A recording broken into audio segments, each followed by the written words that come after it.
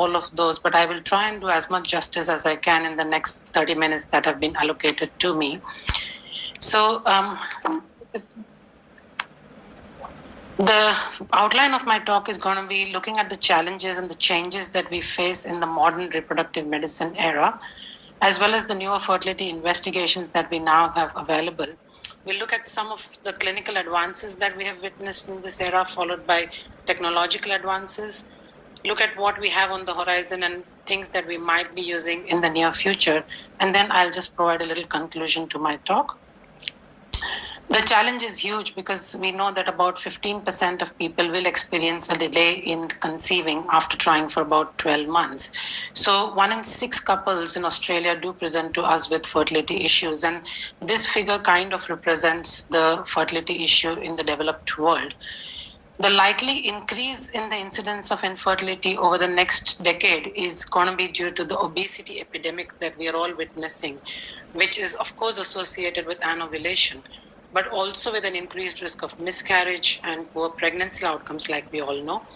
There's a fall in the mean sperm count worldwide, and there is an increase in the prevalence of sexually transmitted diseases in young women, which is affecting tubal fertility.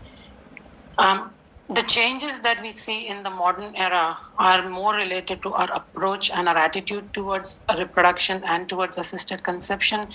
I believe that reproductive medicine is now a part of mainstream medicine. It's no more a stigma for a couple to walk out of a fertility clinic, because it is quite common for people to have assistance as far as infertility is concerned. We've seen huge technological advances which have improved not only our pregnancy and live birth rates, but they've also given us a better understanding of the reproductive physiology, and our focus has now changed from just pregnancy rates to healthy babies and healthy families.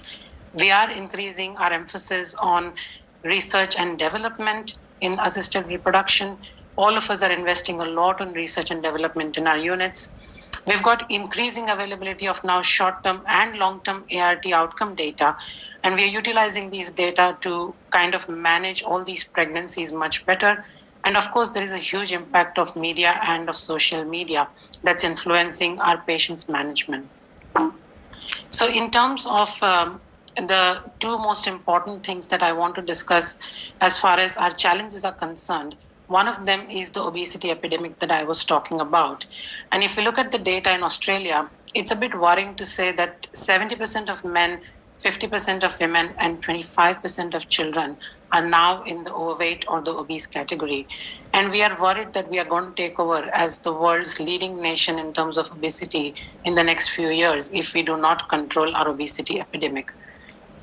Equally, we have this scenario quite often, and we have this sort of a woman sitting across the table in our clinics quite often, where she's a career-oriented woman who just focused on her career and did not plan reproduction till quite late in her life. And I hope most of us are not in this situation where we forgot to have children at the right time in our reproductive lifespan, because age is that single most important factor that challenges us all the time. And the problem with age is because people keep getting conflicting messages from the media. So all these women that you see on the cover page of a popular magazine do not come and tell us that they have used donor eggs or they have used surrogates or sometimes both. And these conflicting messages obviously spread a wrong message in the community, where people think that IVF is a solution for every problem and they can utilize IVF services at any age to try and have a baby. And this is quite clearly reflected in the age of first-time mothers, which has kept advancing over the last few decades. So our mothers and our grandmothers planned pregnancies in their late teens and early 20s, whereas now the average age of people that we are seeing in our clinic at Janaya is 34.9, which means at least half the patients that we are seeing are over the age of 35, which is the most challenging group of people that we can treat. And the reason that age is so important is, like we know, because the fertility of a woman will keep declining with advancing age. And this is, of course, related to not only the oocyte quantity, because women are born with all the eggs that they're ever going to have, but it's also more important to look at the quality, which keeps declining. And unfortunately, the miscarriage rate is a mirror image of the declining fertility, because we do know that we do make a lot of aneuploid embryos, about 90% of the eggs that are remaining in the ovary at the age of 40 or 45 will be abnormal, and consequently we will have a lot of abnormal embryos. And like Radha presented, we need a lot more oocytes to get that one single euploid embryo as age advances. So I think this is a huge factor that we need to consider, and we need to keep spreading this message to the community that it is important for women to plan reproduction in the most reproductive years of their lifespan. And because we can now do PGD in the IVF laboratory, we know that it's not only the chromosomes that we thought were important in the past, which were more the 21, 13, 18 that we would focus on, but every single chromosome in those 24 chromosomes can carry an abnormality. And this has been quite well proven through our PGD data.